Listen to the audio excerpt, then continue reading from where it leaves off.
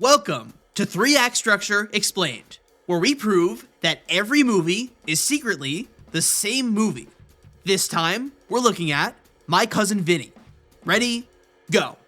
In Act 1, 2 kids from New York are arrested in Alabama for a murder they didn't commit. One of them calls a family member who's a lawyer. His cousin, Vinny. Oh, that's why they call it that.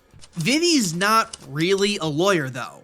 He passed law school, but he's never actually tried a case before, and he's about to get way in over his head.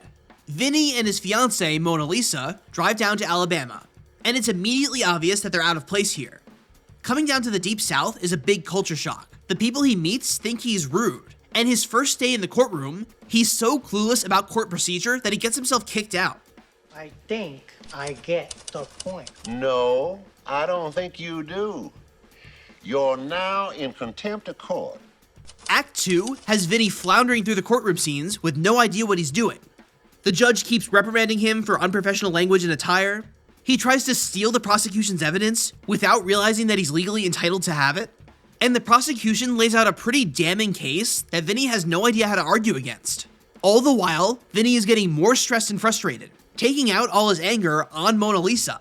He's rude and cruel to her, even though she's just trying to stand by him. You know, you ragging on me is not going to give me any great spontaneous knowledge. Yeah. So shut it.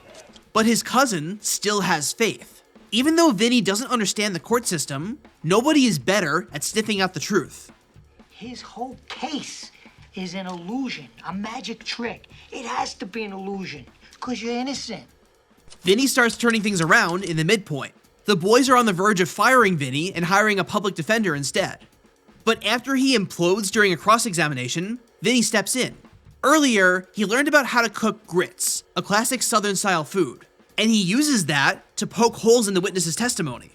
How could it take you 5 minutes to cook your grits when it takes the entire grit-eating world 20 minutes? There's this great little motif running through the first half where Vinny can't get any sleep. Loud noises and weird Southern stuff that he isn't used to keep waking him up. But here, after this big victory, he gets sent to spend the night in jail because he broke some rules in the process. And in the jail cell, he sleeps like a baby because it was never about the noise. It was stress and lack of confidence that was keeping him awake, and now he really believes he can do it. Across the second half of Act 2, Vinny crushes it in the courtroom. With every witness, he's able to figure out how their stories don't add up, and how it's possible that 2 similar-looking guys also passed by the crime scene, and he's able to charm the jury with some newly acquired Southern manners. But the all is lost moment comes when the prosecution has a new witness, an automotive expert, who proves that the boy's car was the one that drove away from the scene. Vinny can't figure out how to counter this, and in a moment of weakness and frustration, he blows up at Mona Lisa. You got it, honey. You did it. The case cracker. Me in the shower. I love this. That's it. That is it. I'm out of here. Now he's on the verge of losing the case and his fiancée. He turns it around, though, in the climax, when he realizes that something is off about the cars. And hey, Mona Lisa is also a car expert of sorts. He coerces her onto the witness stand, where she realizes that, no, it was impossible for their car to make these marks. In the resolution, Vinny wins the case. The cops find and arrest the real murderers. The judge congratulates Vinny and apologizes for assuming he didn't know what he was doing. And now, Vinny and Mona Lisa can get married, since Vinny promised that they would after he won his first case. You win all your cases, but with somebody else's help, right? You win case after case, and then afterwards, you have to go up to somebody and you have to say thank you. So, what did the characters learn from this? And what can we learn? Here are the major themes of the story. Culture. Different parts of the world have different opinions on how you should look, talk, and act. Be prepared to learn these differences when you visit someplace new. Confidence.